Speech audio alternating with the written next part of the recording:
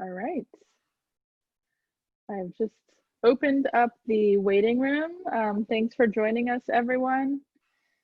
We're going to take a minute before beginning. I'm just going to disable the waiting room. It'd be great to check in with everyone who's joining us. If you could write down, just write your name and maybe where you're zooming in from. If you could chat that in the chat box on the bottom, it'd be great to kind of learn where our group is coming from.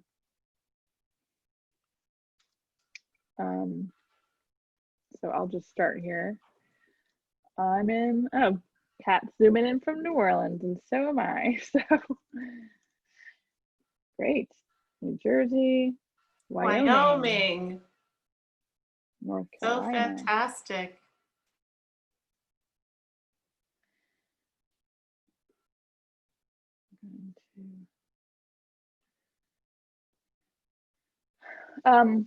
All right, well, as you join us, please add your name and where you're zooming in from to the chat box so that we have an idea of where you're coming from. And we're going to begin at 6 o'clock. My name is Denise Woltering Vargas. I am the program manager at the Stone Center for Latin American Studies at Tulane University and one of the coordinators of the CLASP Américas Award. The other co-coordinator is also with us, Colleen McCoy. And we work with the Other World Area Book Awards, so other universities that sponsor World Area Book Awards. We work together to create this Global Read webinar series. This is our third year. We're really excited to be working together to raise the awareness of bringing authentic, engaging literature into the classroom. I'm going to put into the chat box the link to the Global Read webinar series in case you need it. We do have one more webinar, and that will be next month. And it's sponsored by the Freeman Book Award. And so just to give you an idea of this evening, we will take questions at the very end, but if you would like, you can chat your questions as you think of them into the chat box, and our moderator will get to them at the end. So I would like to introduce our moderator, Nathan. Nathan, I never figured out whether it was Nathan Dies, Nathan Dees? Dies, okay, sorry. I should have asked you. He is a PhD candidate in the Department of French and Italian at Vanderbilt University, where he specializes in Haitian literature and history. His translation of Mackenzie Orsel's The Immortals is forthcoming with the State University of New York Press in November 2020. So I'll hand it over to you, Nathan. Well, thank you so much, Denise. Welcome, everyone.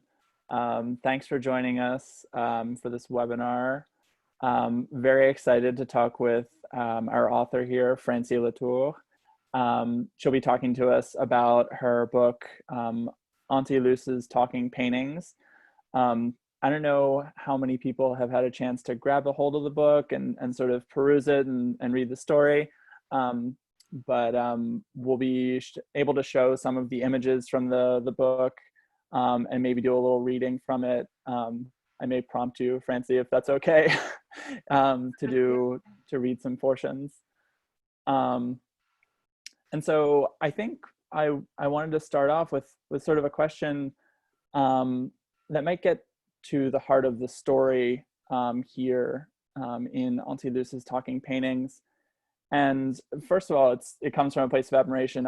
I was so moved by this story, and I think especially just seeing this type of children's story that's written so accessibly and in such a wonderful way that it presents a bilingual narrative. It presents a narrative of Haitian youth. It presents a bunch of Haitian history as well in a very important and delicate way, in a nuanced way. But I think one quote that really helped me understand this story, why this book, and why children's literature is so important in the first place, comes towards the end of the book, although there are many places along the way. And Francie, I'm wondering if you might be able to put up the screen with the hands of I believe they're Auntie Luce's hands. Sure. So hello, everybody. I am going to try to share screens on Zoom. Let me see if I can do that. Did it work? Yeah. Okay. Oh, cool. Okay. So, you want to go all the way to, sorry, this may take a minute, because of course it's all the way at the end. Oh dear. Ah! Is that missing? Oh, I don't know if we're going to be able to get to it, but it may take me a second to get to it. Hold on. I'm going to have to stop sharing and share another version of the slide, but I can, It's okay. Would you rather just read it? And would you rather read that page? And yeah. Yeah. So my question after she reads the page is sort of, why don't you go ahead and read the quote, and then I'll ask my question. Okay. So this is the page, if anybody has the book with them, and I'll just read it here. You paint to remember Haiti, I say, but I don't feel Haitian enough. Sometimes I don't even feel American enough. Auntie Luce holds out her hands. Try not to think of it as one or the other, but both together. She says, you were born outside, that's true, but you hold this place in your skin, deep in your bones. Colors do not lie. Her hands remind me of my mother's, lean but also strong. Brown on brown, she folds mine into hers.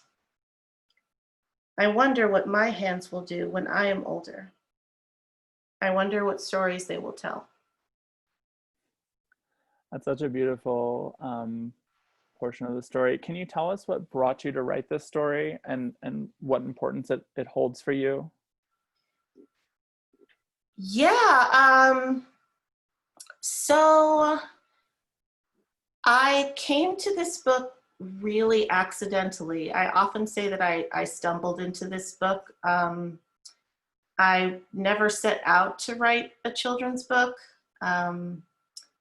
In 2010, right after the earthquake in January of 2010, I was writing for the Boston Globe. I worked as a journalist for the Globe for a long time, and I wanted to write something about the earthquake, and it was very, very hard.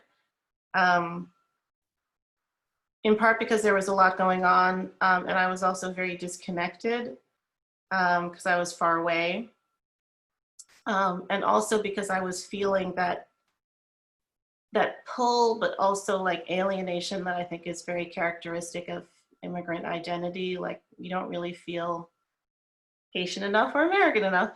And so I ended up writing these really fragmented diary entries, diary style entries for the Globe. And shortly after that, a children's book agent who represents writers and illustrators found me and asked me if I ever thought about writing a children's book, which I had never thought about before. And I didn't think I was capable of, although it was really intriguing because at that time my kids were little. They're 15, 12, and 10 now, so this is back 10 years. I had always been really intentional about not just the books that populate their bookshelves, but also just like reading them critically. So like not necessarily banning Curious George from our house, but like reading it and saying, you know, well, who decided that his name is George? Like what? And so, yeah, I felt like this challenge to do it. And so a lot of the themes of the book actually, I think, are embedded in some of these words. So there's the whole hyphenated identity experience, but also one of the things that I find has been helpful in talking with my kids about difficult things.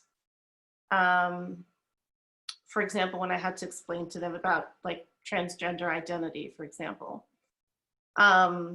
it's really helpful to have this sort of like two truths thinking, like try not to think of it as one or the other. And that's a really important part of critical thinking in kids, is to sort of nurture that idea of like the world is complex and we don't know everything. And so that's in there. And then I think just this particular phrase, brown on brown, was weirdly important to me because, I mean, I never had books like this growing up. And so even when I wasn't sure that this was ever going to get published, and it sat unpublished for several years, I remember thinking like brown on brown, brown on brown, like, and you know, that's echoed throughout the book, like the importance of Black identity and Black people. Yeah, and maybe you could put up a picture of the protagonist Tishu, just to sort of, because I think it comes through in the illustrations too, this idea of brown on brown, and just the portrayal of Blackness and the Black experience a little bit. You know, I think there's a portion at the beginning, the very beginning with her braids, where you describe her coal-colored ropes. And can you talk maybe about sort of the work of doing a children's book like this? I'm not an avid children's book reader. I don't have any children, but you know, where are the stories like this? And did you find yourself maybe struggling to not be too critical, like taking too much of that critical thinking approach while writing it, while composing it? How did you find the balance between getting the story, but also getting it right in terms of complexity and nuance? Yeah, so the whole concept for this girl having her portrait painted came from an experience I actually had. So I wasn't a child, I was actually in college and I was studying in Paris, and through some various random circumstances, I met the Haitian painter, Lise Tournier, who's just an incredible, like, convention-defying, like, trailblazing artist and woman. And she came of age at a time when really only men were being celebrated in the sort of Haitian art scene. Mm-hmm. And very unexpectedly, I was in her studio. I found myself in her studio and she just asked me to sit down. And I just was, yeah, so that's where all of this, the core of the idea came about. So there were a couple things that were important to me in Tishu, who's kind of like me. I have kind of a contemplative, subdued personality. And I've always been like that. I've always like read a lot, and I'm actually really happy to have teachers and librarians in the conversation, because actually some of my best friends when I was a child were my teachers. And so it was really important to me to have a children's book where the child is not like happy, like. So, and you can see that in this first page, right? So when the first sketches came back, it was like you would think a children's book would be, just, you know, smiley. And I'm like, dude, you got to tone it down. And so, yeah, that was part of it. And then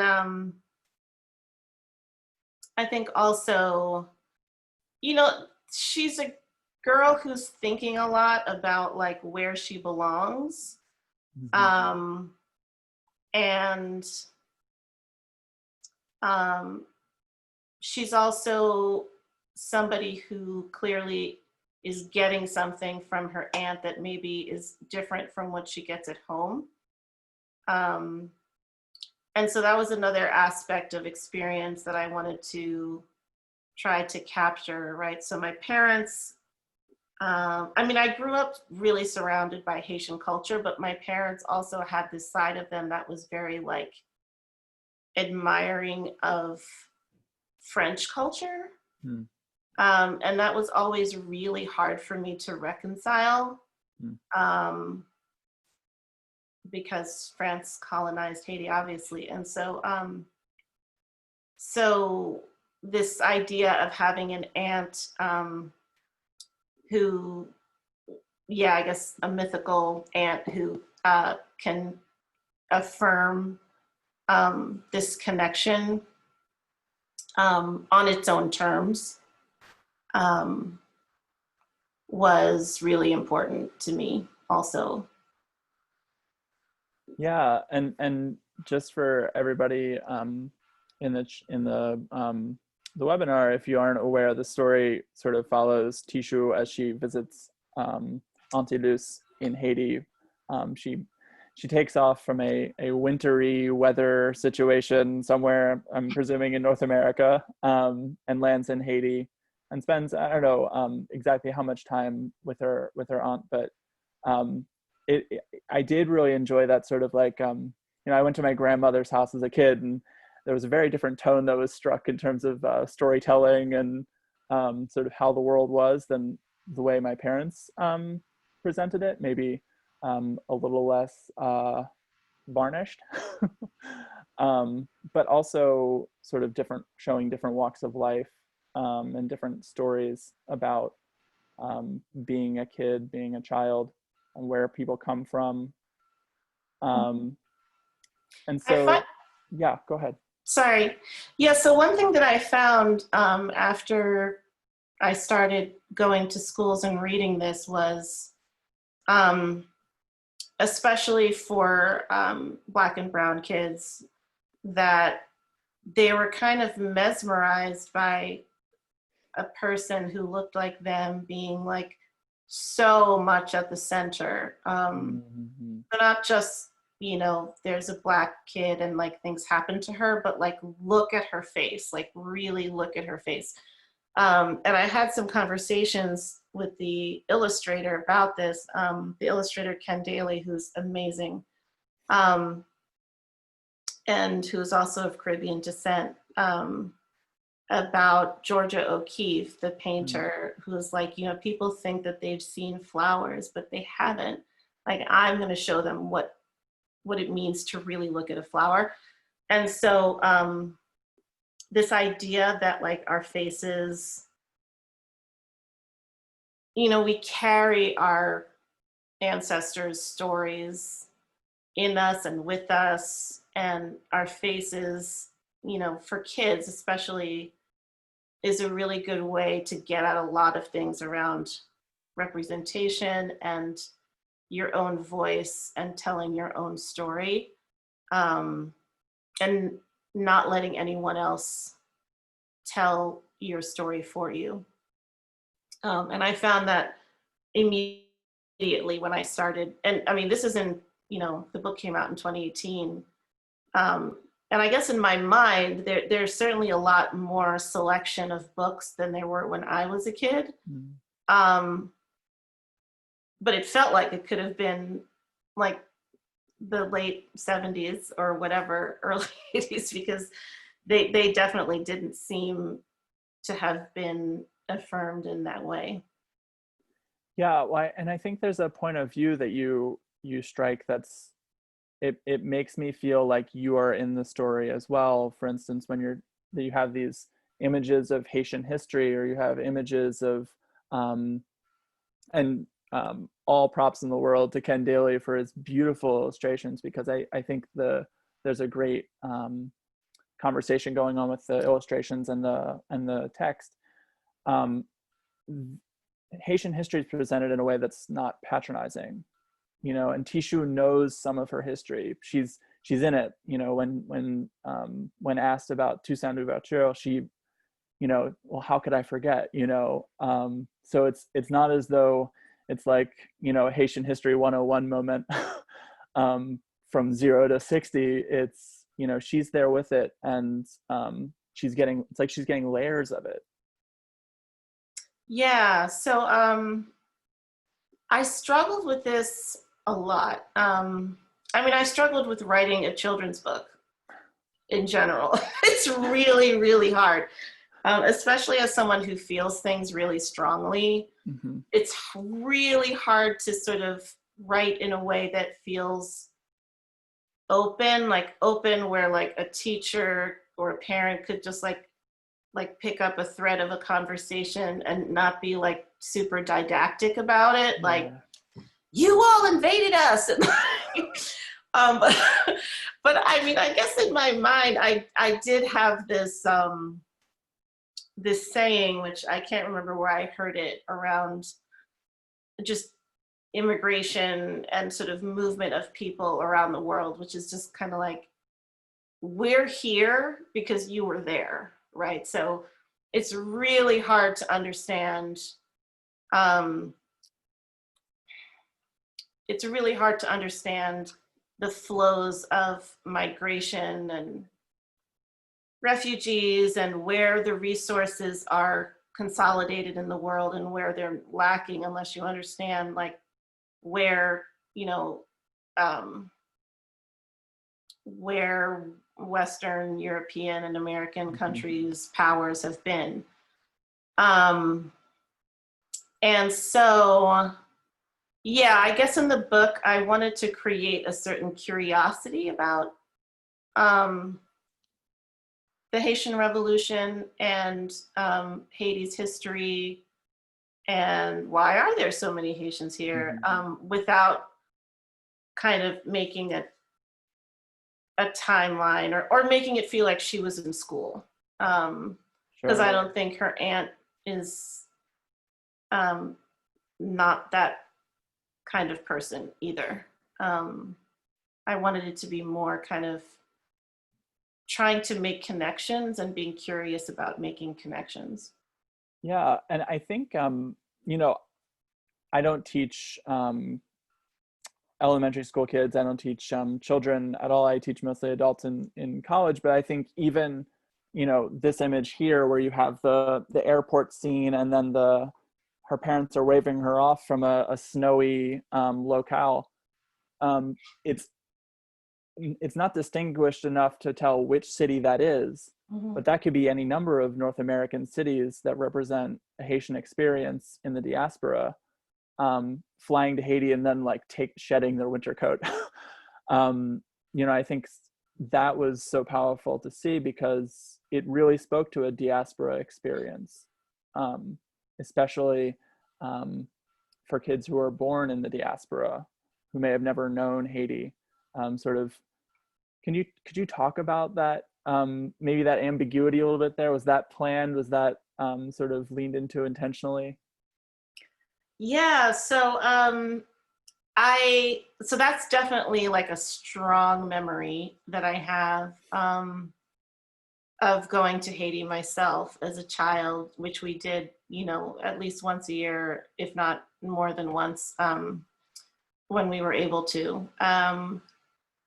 And yeah, it's just like this extreme, right? So we'd be all bundled up and then you get off the plane. And at that time, there was no bridge that took you into the airport. You just literally got off of this like little stairwell onto the tarmac, and it's like 100 degrees outside. And so, yeah, for a kid, that's like, I mean, for anyone, that's just a powerful sensory experience. And a lot of my memories of Haiti are like that. Like they're just very sensory, like the flowers, or like, my grandmother's oatmeal. It's just a lot of sensory like stimuli. Particularly compared to and life, like compared to, I mean, I grew up in the suburbs outside of Philadelphia where everything is just kind of, yeah, like I don't know how to describe exactly, but yeah. It's like low-lying and row houses. I'm from Baltimore. It's a very similar landscape. Exactly. And everybody's like about their own business and everything feels kind of closed.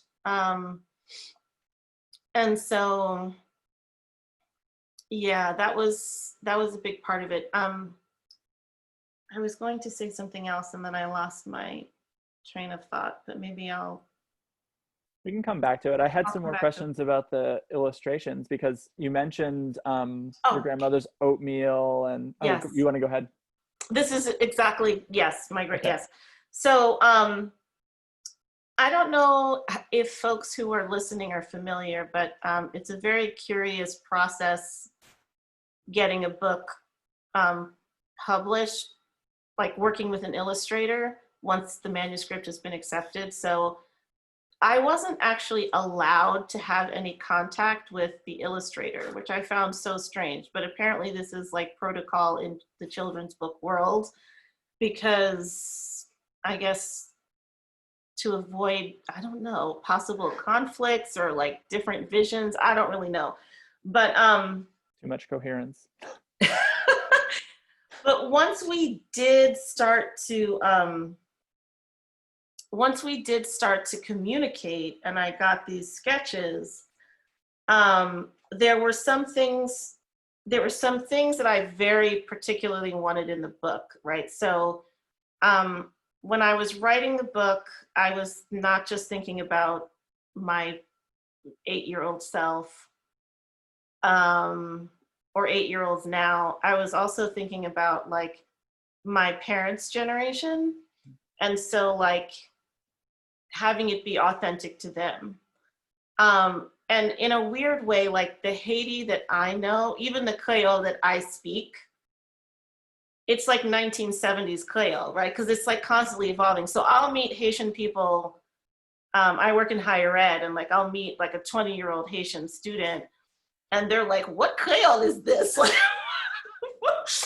Like you sound like my grandfather. So, but I had them very much in mind too. Like it had to feel true for them. Mm-hmm. So, for example, I'll share.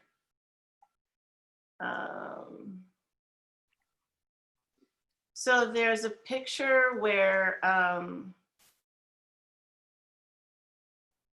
in the airport, and I don't think they're still there now, but when I used to go, there used to be these brown fans,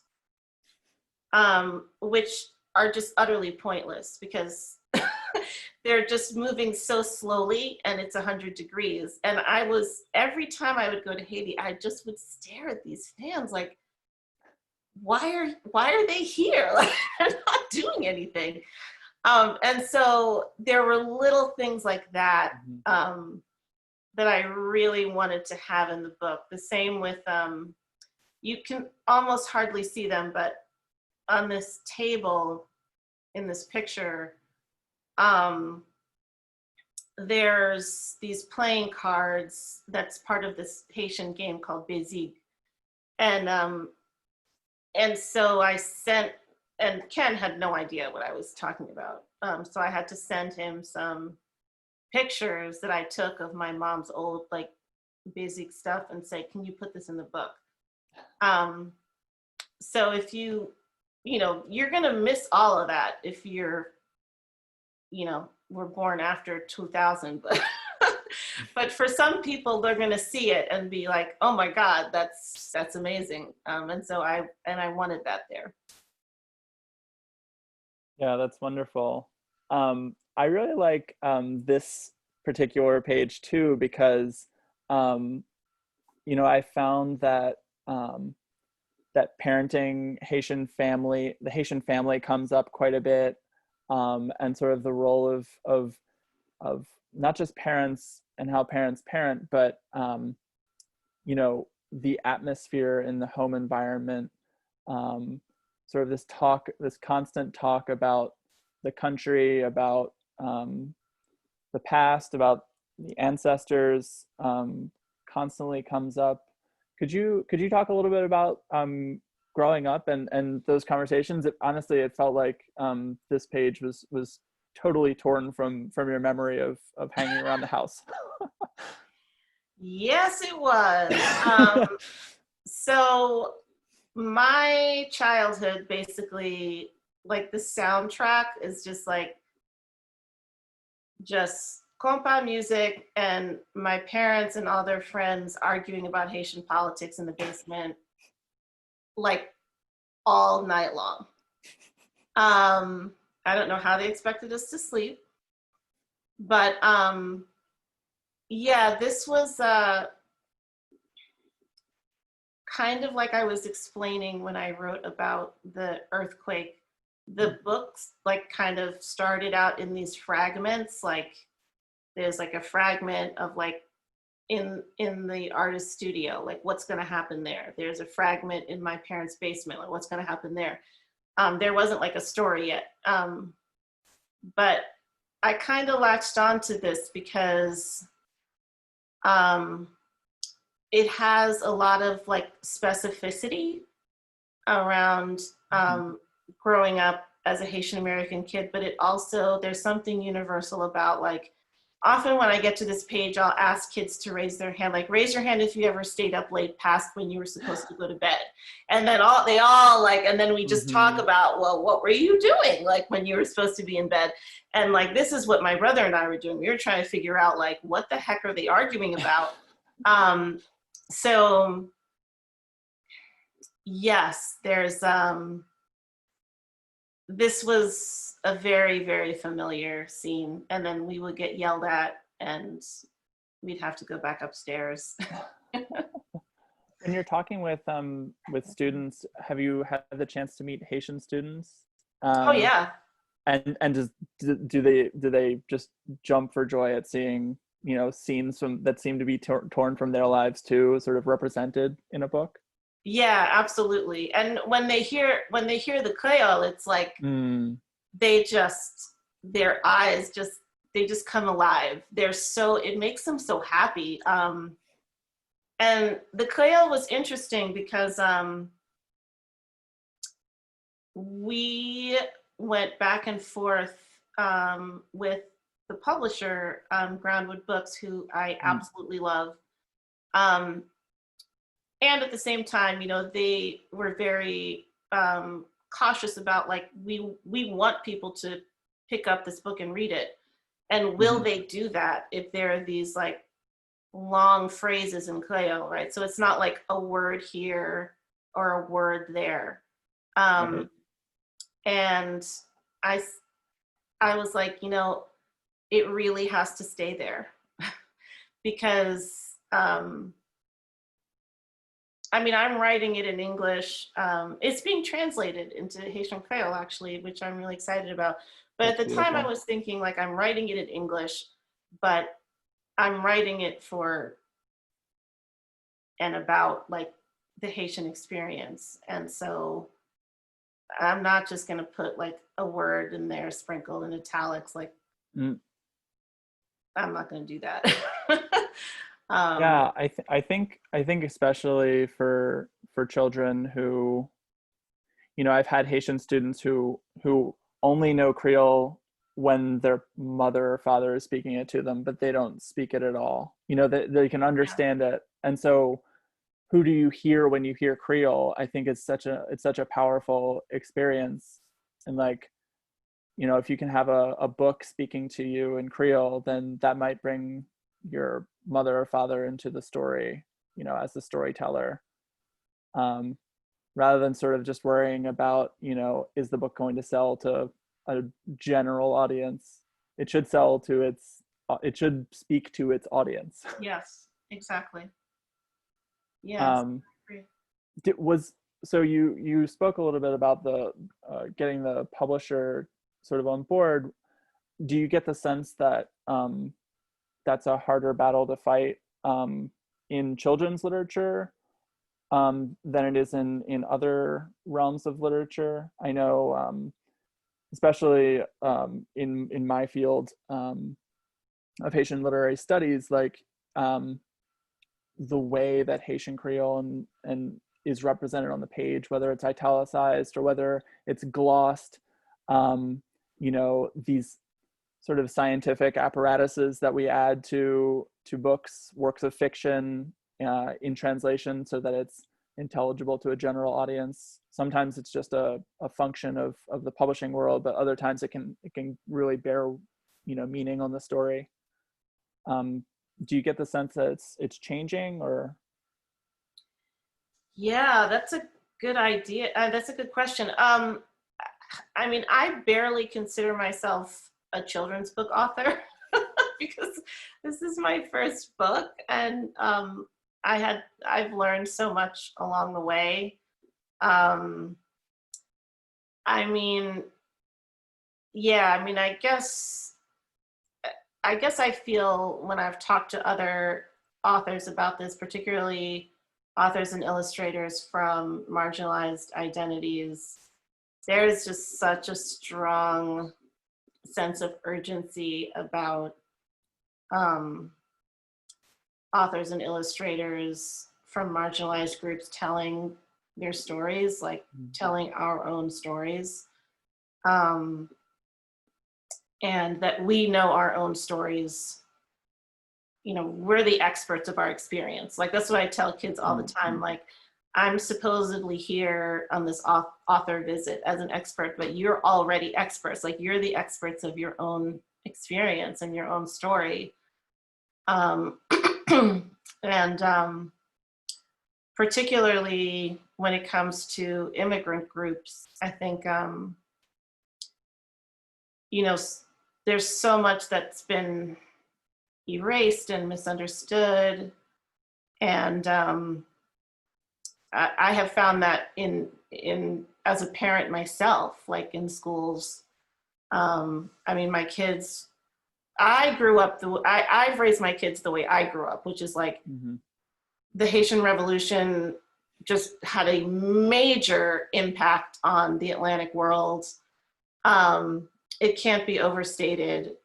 And I remember growing up like that. And then I got to school and nobody knew about the Haitian Revolution. And I was so confused. I was like, but this is school. Like, how do you not know? What is wrong with y'all? Are they teaching you?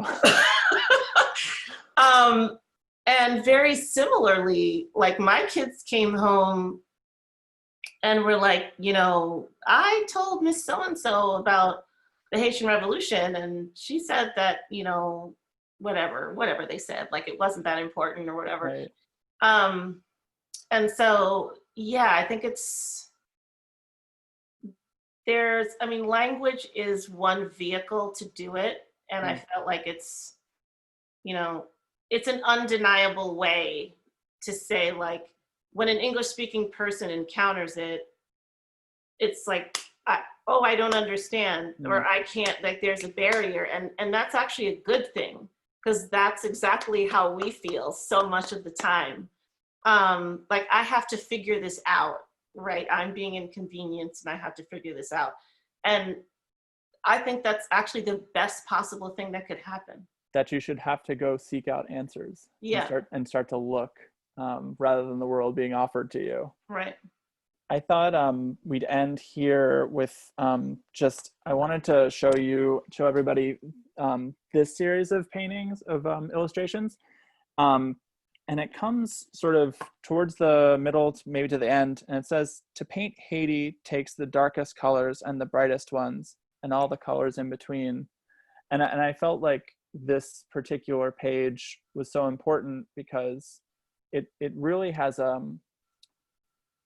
with so much subtlety, and it has so much subtlety, but also it's very delicate way of presenting sometimes some of the harder things about history. You know, when I study some of the 90s and the early 2000s in Haiti, and you know, with blackouts and things, or police neighborhood sweeps, I sort of got that image here, and it seemed like, you know, this idea of the darkest colors and the brightest ones was such a great way of explaining to children, like, well, hey, look, things have nuance, and you need to look closer, and use all the tools available to you to describe what's going on, and sort of not lean into simplicity. Can you talk about, just in closing, and then we'll open it up to everybody else, sort of the importance about telling nuanced stories of Haiti and places in general? Yeah. So when I saw this page for the first time in color, I had seen versions of it in black and white, but I didn't realize until it was in color that it was sort of like you're looking at these mirror images of, you know, Haiti and what it looks like. And I was so happy because, yeah, so to the extent that kids, sort of your average American kid, hears about Haiti, it's that, you know, it's violent and it's poor, all of these narratives. And yeah, I think really being able to show visually that it's really complicated. It can be heartbreaking, and it can be scary, and it also has, you know, it's achieved incredible things, and it's been,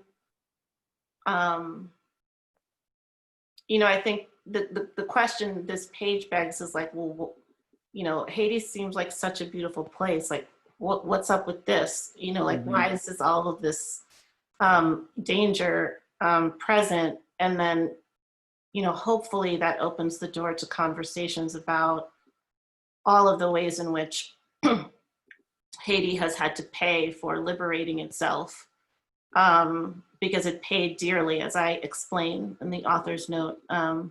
And so, yes, this page turned out really beautifully. Yeah, it makes me think of the work of Gina Athena Ulysse, her book "Why Haiti Needs New Narratives," and this idea of, you know, when we write a journalistic account of government corruption or something like that, or, you know, something that is so non-specific that it makes the place unrecognizable to somebody who is from there or somebody who lives there. You can look at this page and say, okay, where's the government corruption? Where's the complicity? And it's impossible to find because there's so much nuance. Yeah, it's you know, I can't say enough about the illustrations, or can. I mean, they're just, I was so lucky. He really did he's never been to Haiti. Wow. Yeah, he's I'm blown away by that. Yeah, right. He looked at a lot of pictures, but he's from the island of Dominica. And so, yeah, it's just stellar. That's incredible. Okay, so now I think we'll open up the chat window is where we'd like for people to ask questions, and then I'll read them aloud, I think. Is that what we're doing, Denise? Yes. Yep. Okay, so if you want to identify yourself and then pose your question, I'd be glad to read it for Francie, or we can all read it together.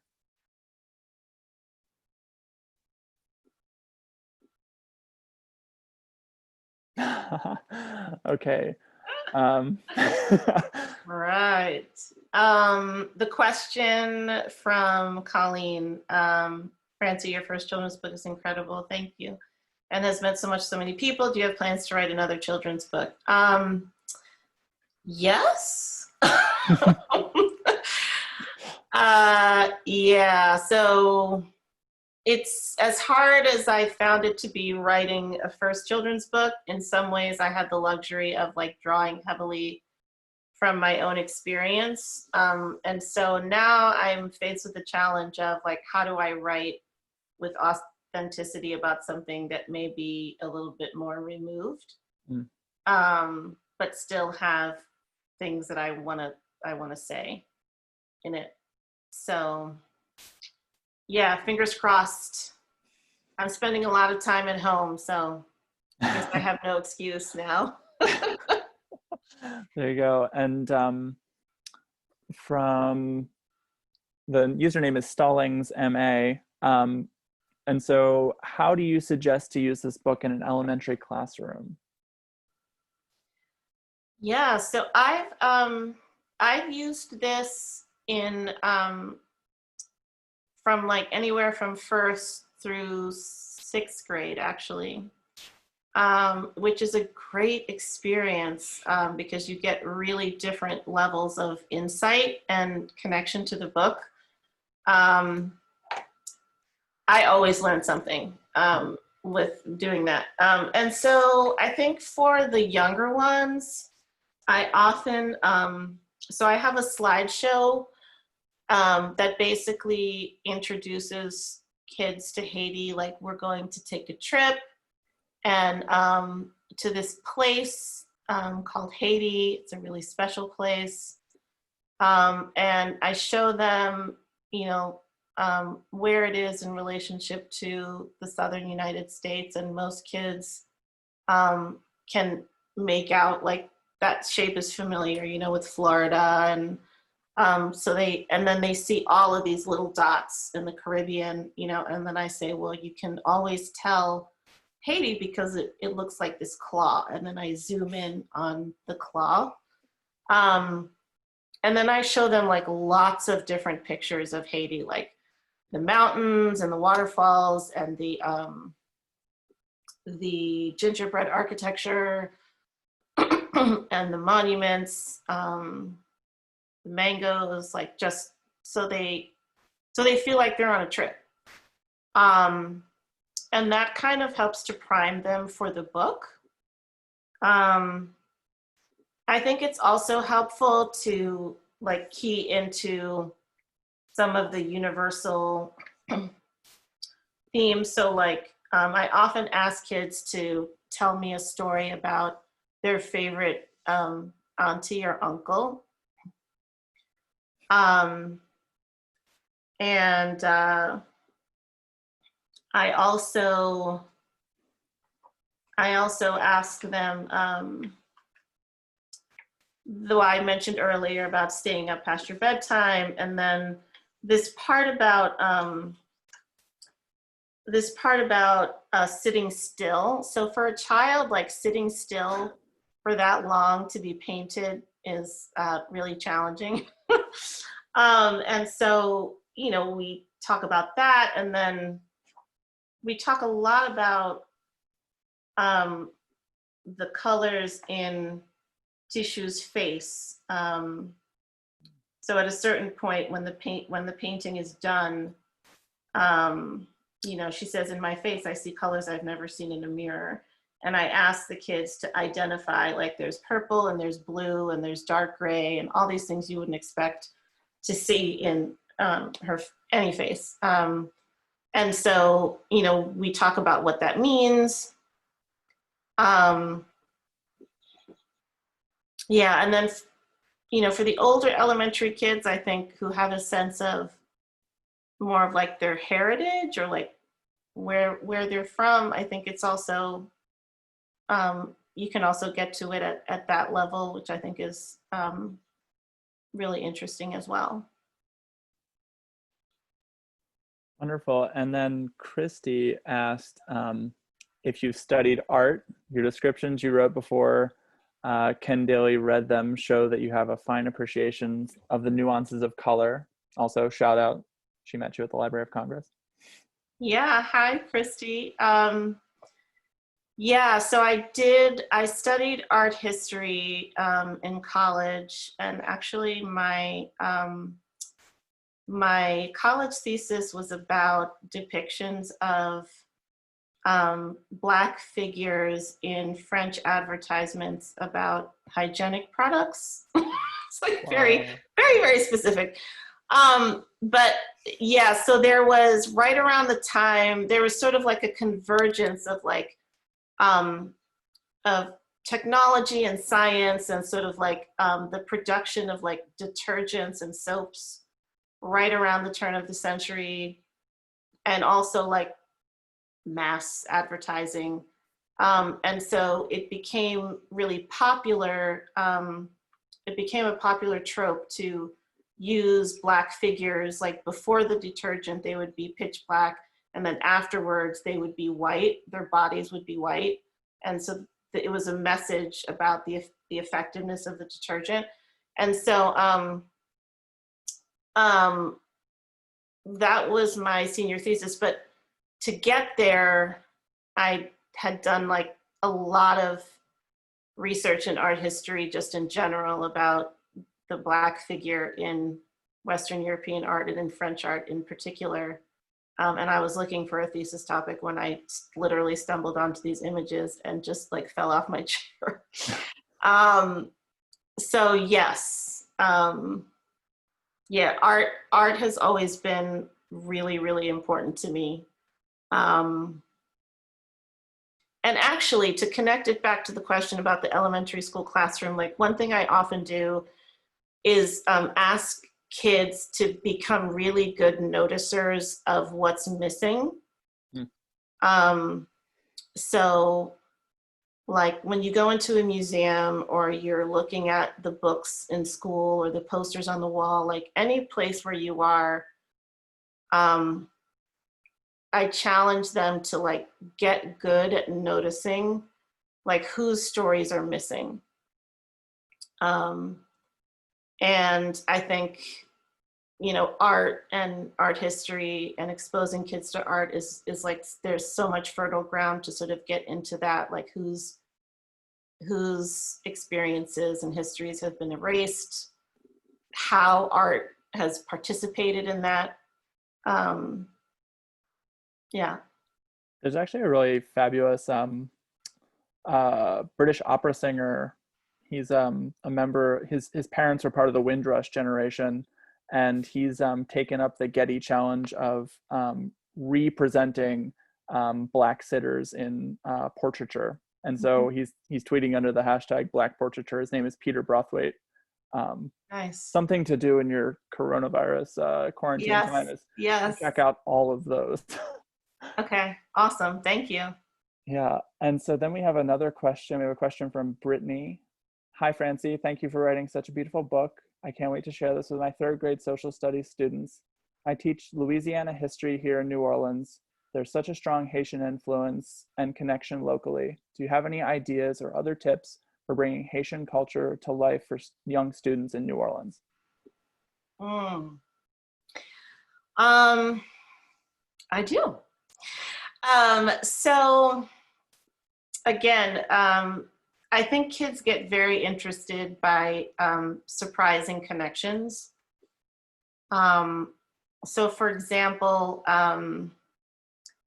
a lot of kids who listen to rock and roll don't realize that the roots of rock and roll are in like the blues and field songs. And when my kids were little, I would literally play like a field song and then like a blues song that directly connected to it, and then another more popular blues song that connected to that, and then the Rolling Stones cover of that, right? So you can see like the continuous line. And so I think music is a really good way to show those influences. So like doing some research on Haitian music and and Afro-Caribbean music generally, and sort of how it's embedded in different forms of New Orleans jazz and blues in particular, I think would be really instructive. Another thing that I find interesting is, so there's a connection between the Haitian Revolution and the Louisiana Purchase. Yeah. Big connection. Big connection. So I got on this soapbox after I explained to my kids the connection, and my son Leo went in and told his teacher, his third grade teacher, and his teacher was like, "Oh, are you sure about that? I don't know. That doesn't sound right." And so, yes, the Haitian Revolution went on for quite some time. And it just drained Napoleon's army and France of just money and troops and ships and like the whole 9 yards. And so Napoleon like needed some cash. I'm simplifying it a lot, but basically, you know, he had a whole huge chunk of what we now know to be the United States, and was like, hey, like let's make a deal. And that only happened because, I mean, because of the absolute devastation of French armies during the Haitian Revolution. And that has such a direct tie to Louisiana history. Yeah, if I could also add that I don't know if anybody's aware of this, but Arcade Fire, the Canadian band, has a number of Haitian band members. They have a Haitian restaurant in Montreal, but they also headlined a festival, a carnival festival called Clou du Carnaval in this year in 2020, where a lot of people are dressed up as Haitian revolutionaries in the carnival parade. There are a lot of really great images on Instagram too, if you want to look that up. If you just Google Arcade Fire Haiti Crew, spelled Krewe, that should come up as well. And then there's a final question from SRWER. Do you have any recommendations for books or literature about Haitian life or the Haitian experience that would be appropriate for high school students? My high school students still love children's books, and I'm excited to share this book with them, but I'm wondering if there's more that I can show them.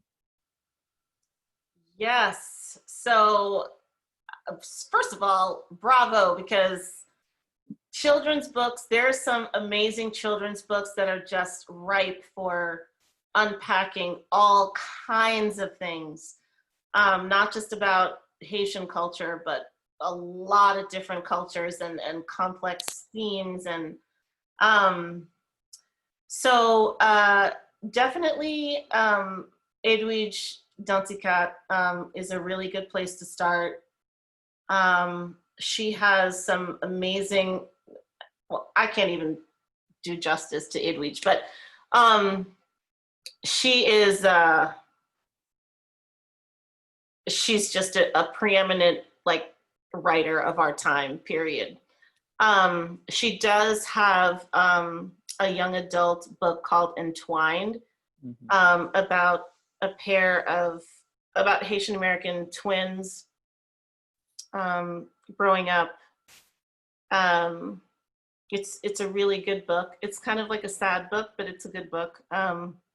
But she also has a children's book about immigration and deportation called Mama's Nightingale. She also has a book that's, I mean, all of her books are accessible, but one in particular, The Farming of Bones, which is really instructive in understanding the conflict and relationship and history between the Dominican Republic and Haiti. I mean, you can't go wrong with any of them, really. And yeah, there are a number of books that have come out that are really sophisticated in how they explore different themes. Actually, hang on one second. I know we're almost done, but hang on.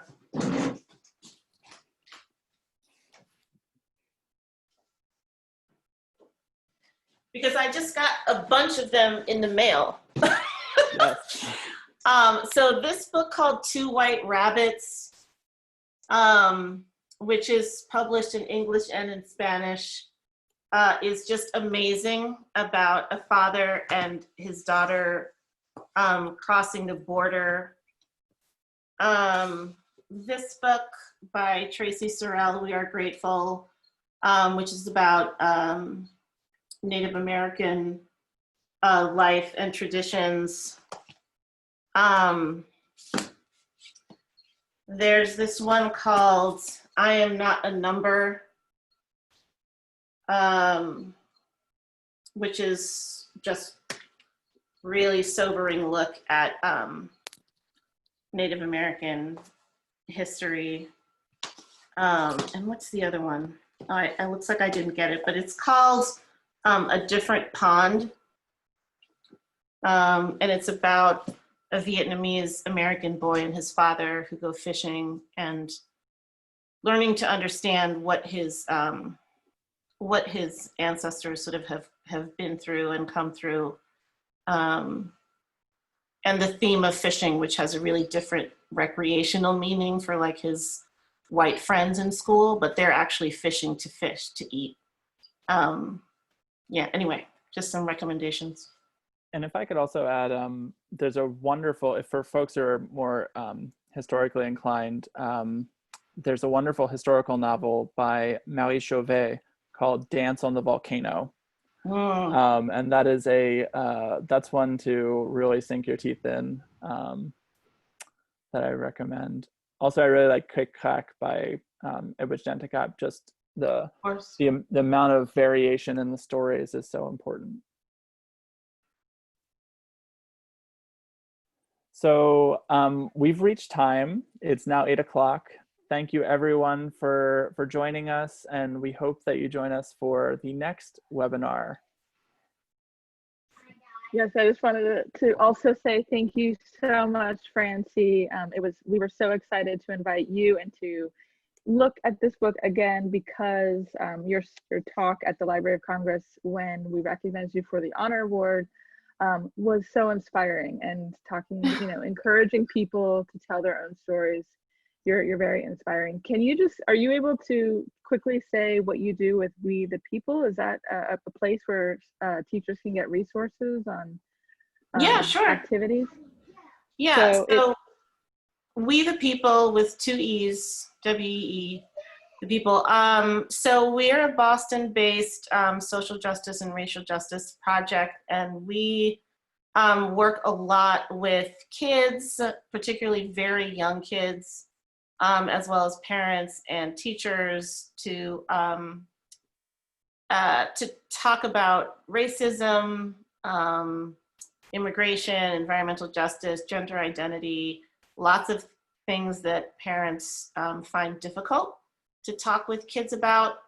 And so you can follow us on Facebook under We the People, and then our website is wethepeopleboston.org.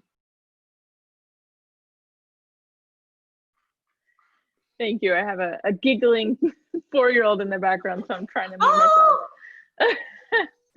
myself. We brought, just so everyone knows, we brought Francie here to Louisiana for the Louisiana Book Festival last fall, and it was really very special. We were hoping to bring her to a couple of schools. We have lots of students looking and waiting for your next book, Francie. So no find your pressure. Thank you so much.